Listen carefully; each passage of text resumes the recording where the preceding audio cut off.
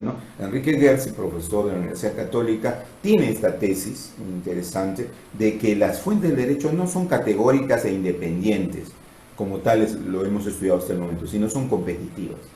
Las uso de acuerdo a mi interés. Fíjense, porque ustedes han escuchado y tienen ustedes en sus diapositivas una palabra interesante, una reflexión que tiene François Yen. En el derecho no hay verdades absolutas. Usted sabe, no hay verdades absolutas. O sea, yo puedo, no es como otras carreras, la de contabilidad y otros. 2 más 2 es 4 para el derecho. No hay verdades absolutas.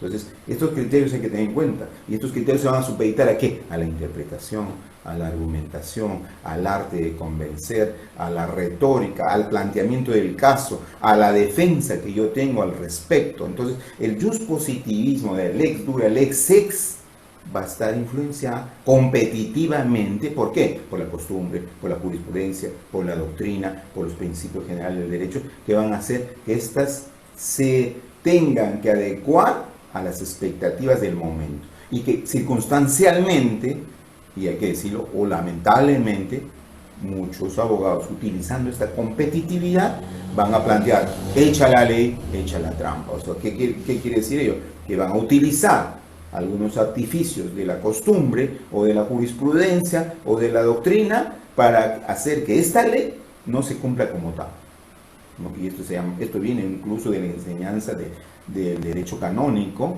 con el jus vetus, que es un planteamiento de una tesis importante del derecho canónico, que la tenemos nosotros como un legado que también nos permite el tema de la interpretación. Entonces, como podemos ver, estas fuentes del derecho es interesante, ¿no?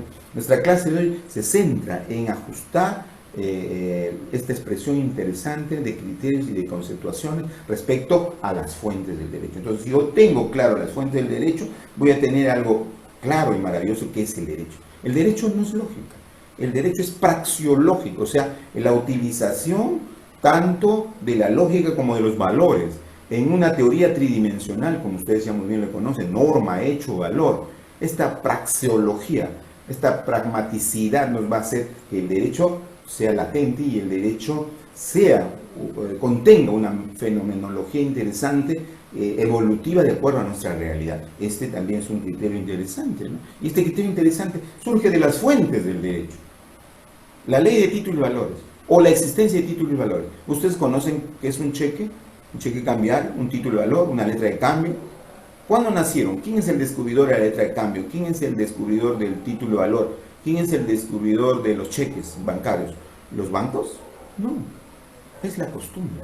Es la costumbre que ha hecho que actuaciones continuas, consuetudinarias, se ajusten hacia lo que viene a ser la ley. ¿Para qué? Para poderlas regular. Y estas son criterios propios del derecho. El derecho es una constante que cada vez va evolucionando, que es muy creativa e interesante. Es una constante que nos permite a nosotros tener todo este bagaje de conocimientos que son competitivos dentro de las fuentes del derecho, que son la ley, la costumbre, la jurisprudencia, la doctrina, los principios generales del derecho, para hacer una competitividad, una combinación de ellas de acuerdo a nuestras necesidades. Y de ellas plantear el estudio del caso y lograr la aplicación, la interpretación correcta o el criterio para el juzgador a efecto de resolver la litis, fíjense, a través de la ley. Entonces, para nosotros este es un tema interesante, ¿no? Es un tema muy importante que nos muestra esta visión. Entonces, esta visión también lo dijo René David. ¿Quién es René David? Es otro jurista también muy importante dentro del juspositivismo, o sea, el planteamiento del derecho positivo.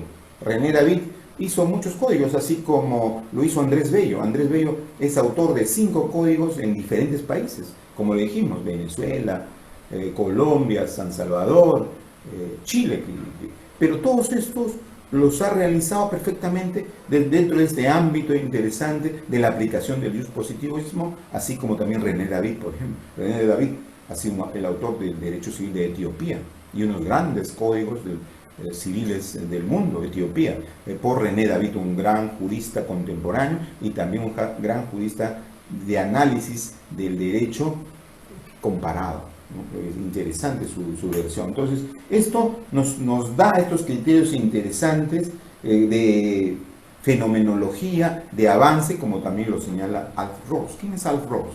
Alf Ross también es otro jurista que plantea toda esta fenomenología de las fuentes del derecho y nos ilustra a hacerlas competitivas, ¿no? Tenemos a Alf Ross, tenemos a René David, tenemos también para poder aclarar a Andrés Bello. ¿Y quién es el creador de todo esto? Figuras interesantes que nos invita a interpretar, a argumentar, a aplicar y a conocer más de la gran trascendencia que tiene el derecho. ¿Quién es? Jering. Entonces no olvidemos que Jering es el gran gestor de toda esta evolución de las fuentes del derecho. Pero su principal líder frente a esto es Savigny. Jering era un contrario, pero Savigny impone todas estas fuentes en un orden importante. Entonces, ¿a quiénes tenemos como creadores y diseñadores de estas fuentes del derecho? A Jering y a Savigny. Savigny plantea todo este tema categórico y Jering refuta cómo poder interactuar entre fuentes. Esta evolución de Savigny y Jering, que son ambos grandes juristas, evoluciona a través de los tiempos y da esa metáfora interactiva de tener en cuenta que las fuentes del derecho no es para explicar en clase de introducción al derecho y decirle, a ver jóvenes, ¿cuáles son las fuentes del derecho? Y ustedes me dirán, así prácticamente a mano militar y de memoria, las fuentes del derecho son la ley, la costumbre, la jurisprudencia, la doctrina y los principios generales del derecho. ¿Qué más sabe, joven, sobre las fuentes? Bueno, que son 5, que son la ley, que la costumbre, la jurisprudencia, la doctrina y los principios generales del derecho. Nada más, ¿no? Tengo que saber que estas categóricas mente son independientes o son competitivas. Yo puedo usar la ley, la costumbre, la jurisprudencia, la doctrina, o debo usar la ley y nada más que la ley, lex dura, lex ex, per se. No. Es decir, ¿puedo articularlas? ¿Cómo puedo articularlas? ¿Puedo utilizar mi conveniencia? ¿Puedo analizar la ley, la costumbre, la jurisprudencia, la doctrina y puedo combinarlas para, según a mi conveniencia, generar la teoría del caso y plantearla y conseguir que mi patrocinado justiciable consiga una adecuada defensa? ¿Sí? Esta es la virtud de la retórica. Esta es la virtud de la retórica y dialéctica que nos enseña, ¿no?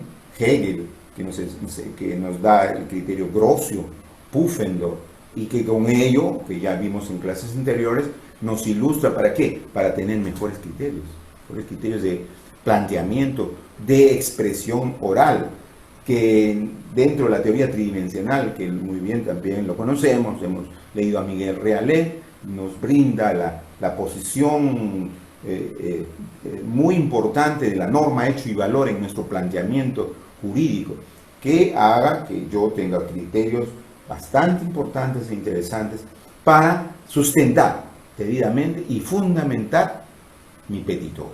¿Para qué? Para conseguir, lógicamente, que sea declarada fundada, o sea, que esté a mi favor. Entonces, miren, este es el arte del derecho, el arte de esta gran figura que muchos